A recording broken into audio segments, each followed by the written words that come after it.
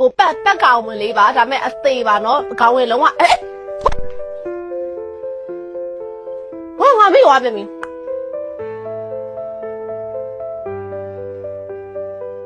ဟာ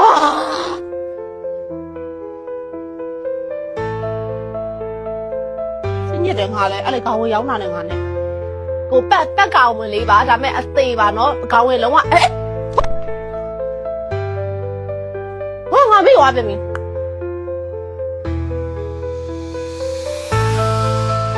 ဟာ